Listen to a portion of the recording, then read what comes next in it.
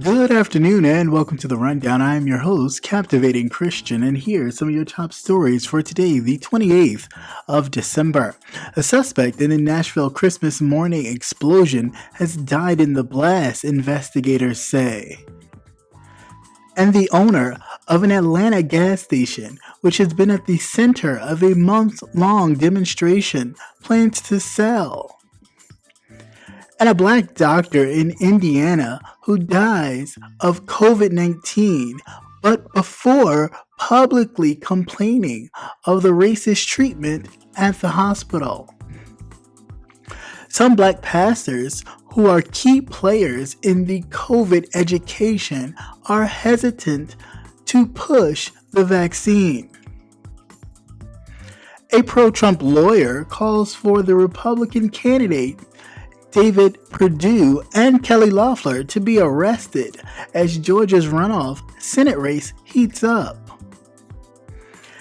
And a gay veteran remembers serving in silence. Let's get to the news.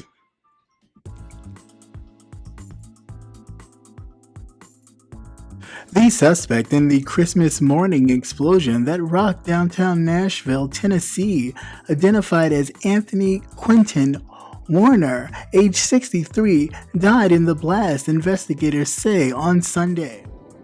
Investigators are also working to identify a possible motive for the blast, which occurred at 6:30 a.m. local time on December 25th, as police officers were responding to reports of gunfire. Speaking to reporters, authorities said that the state and federal investigators have matched the DNA from the scene of the explosion to items collected from Warner's and his relatives.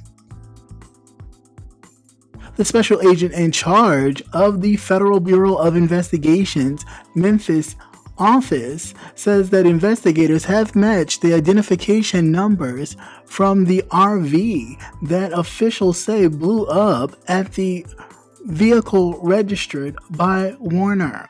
Surveillance video obtained by the investigators show that no one else was seen around the vehicle at the time of the blast.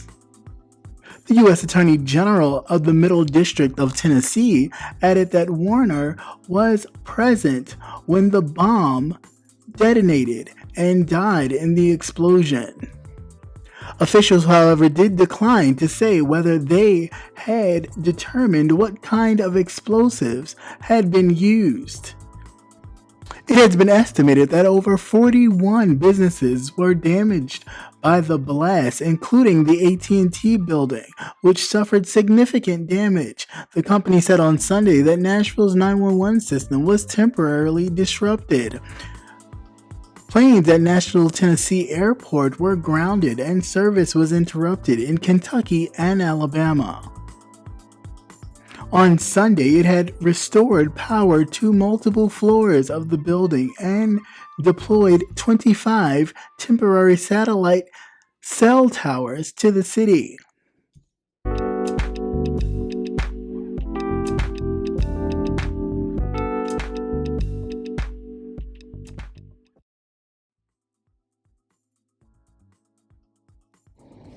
The owner of a gas station that was at the center of racial controversy is now selling his business. Following 66 days of nonstop demonstrations outside of an Exxon gas station off of Flat Schultz Road, organizer Joe Jones is pleased that the owner is planning to sell. The store's owner, Rahim Shinji, apologized and parted ways with the clerk. However, Jones said that they continued to protest to claims of racial and abusive behavior customers reportedly experienced over the years. This week, Sunji and Jones signed a memorandum of understanding in which Soji agreed to sell the store with an option for Jones to buy it. As a result, Jones agreed to end the demonstrations outside of the store while it is on the market. Sunji has called Jones' tactics harassment, adding that he has lost between 70 to 80% of revenue during the protest. Jones was saying that this was an effective boycott that led to a tangible result. This is the perfect opportunity to take this situation and try to promote a situation of Black ownership. No matter who becomes the new owner, he will recommend that people sit down with the Black community leaders in the area in hopes of preventing a similar situation.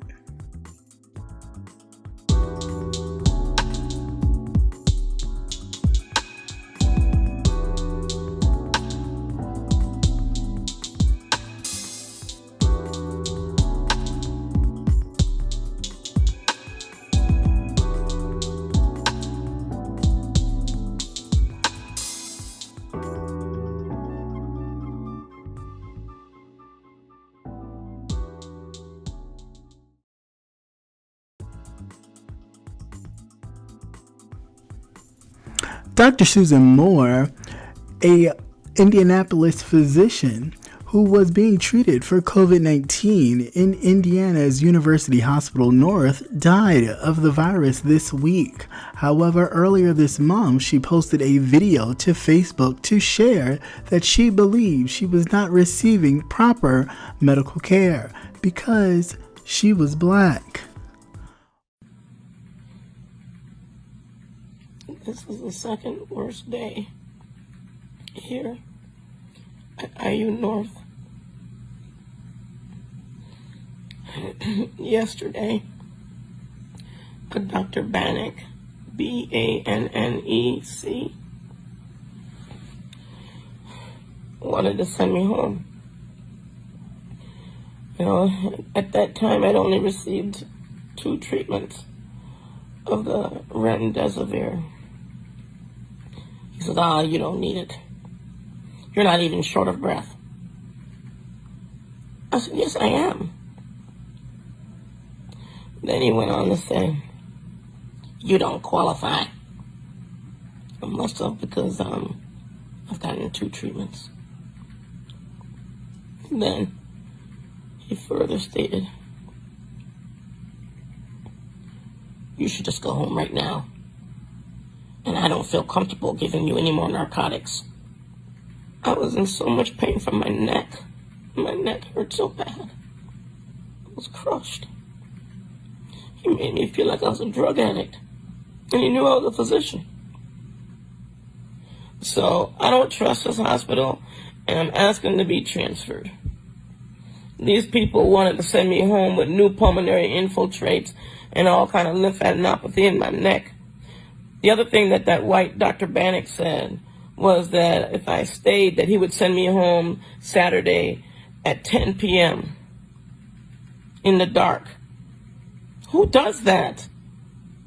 On a week, who does that?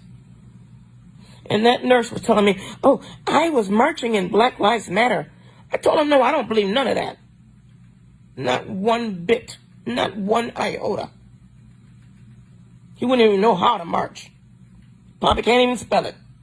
Moore tested positive for the coronavirus back in November 29th, and she said her symptoms included high respiratory rates, high heart rates, high fever, and coughing up blood. She described an uphill battle she faced in getting treatment from white doctors and nurses in the hospital, including begging for an antiviral drug, waiting hours for pain medication, and demanding a TC scan for her chest to prove that the pain she was actually feeling was real.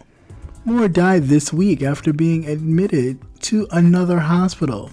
Moore's story has become far too common for many Black Americans as COVID-19 disproportionately ravages Black communities across the country. Black Americans are 4.7 times more likely to be hospitalized by COVID-19 than white Americans, and 3 times more likely to die from the virus. According to a GoFundMe set up to cover the family's expenses, Moore's 19-year-old son, Henry Muhammad, is in good spirits considering now that he must cope with the death of his mother as well as his grandparents' dementia. Dr. Moore has been the sole provider of this family. Henry was previously enrolled in Indiana's University to study biochemistry and mathematics, but put his schooling on hold to take care of his mother and grandparents.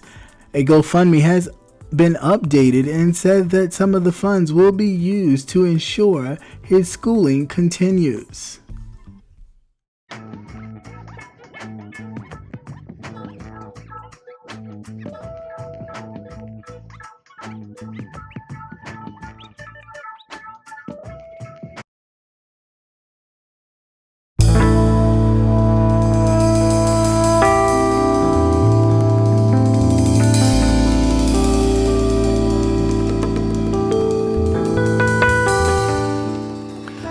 And be sure to join Jay Wilson, Rebel Sun, The Official Kingpin, Conscious TV, and Captivating Christian this and every Thursday at 6:45 Central Standard Time, 7:45 Eastern Standard Time for the Gentleman's Panel, where we are not afraid to go there and discuss an array of topics. See you there.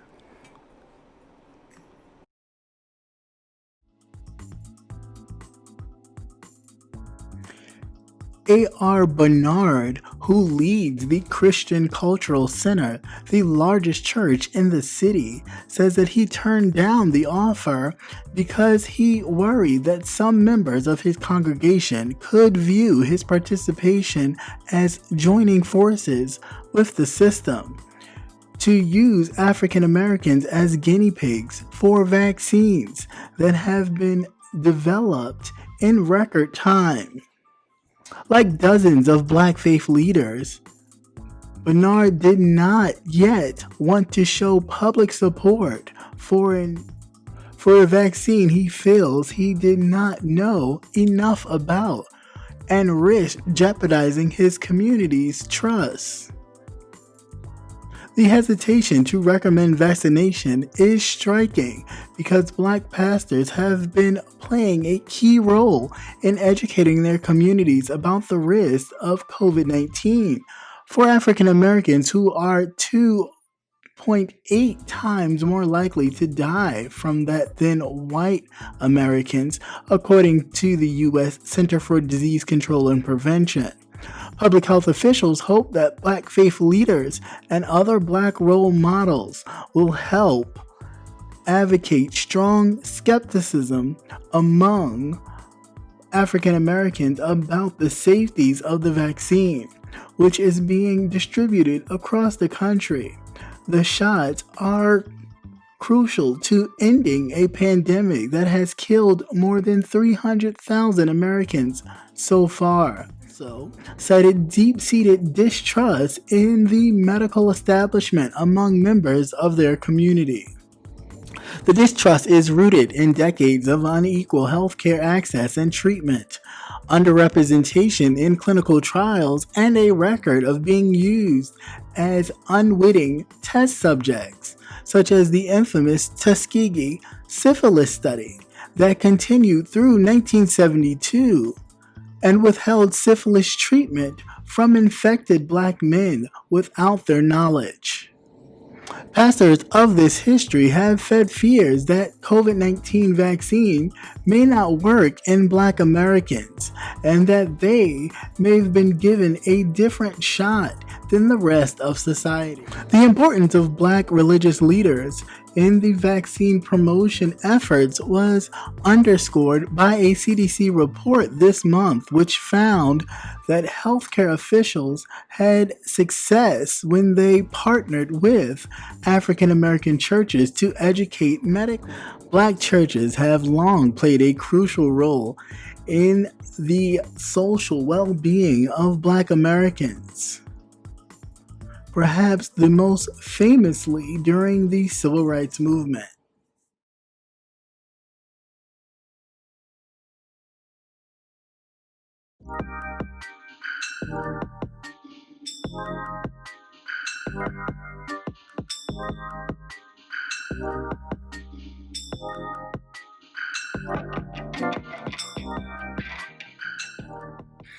Hey, this is Captivating Christian here to remind you to tune in to Politics and Wellness every Tuesday night at 8 p.m.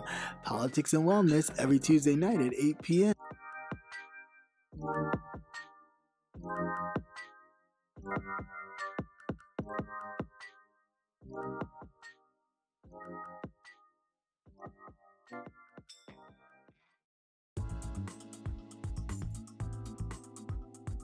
Ellen Woods, a conservative attorney and starch Trump ally, seemed to suggest on Friday that Georgia's Republican senators David Perdue and Kelly Loeffler, who are running in a crucial runoff race next month, should be arrested.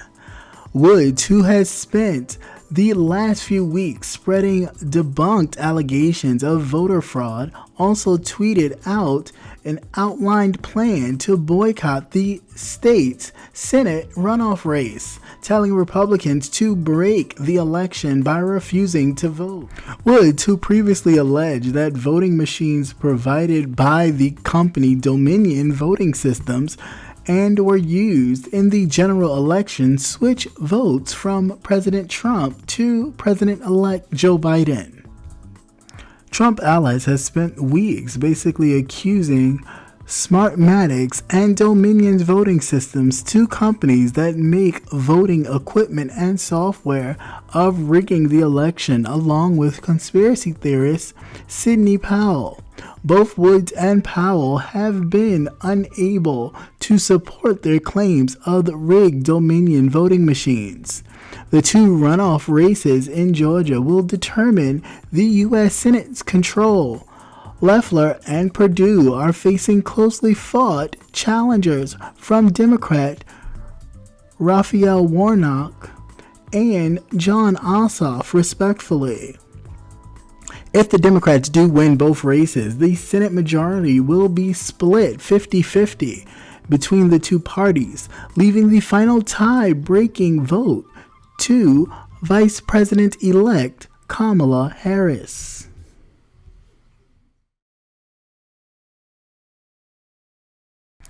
Decades before openly gay Americans were legally allowed to serve in the military, Joseph Pattern, a gay man, served in silence.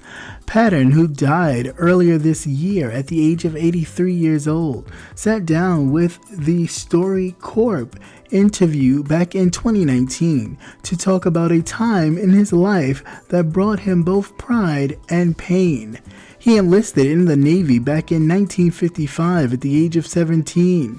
Keeping his sexuality a secret for the entirety of his service. In 1993, the Clinton-era policy known as Don't Ask, Don't Tell took an outright ban on gay service members and replaced it with a policy that allowed homosexuals and bisexual people to serve in the military as long as they did not reveal their sexual orientations.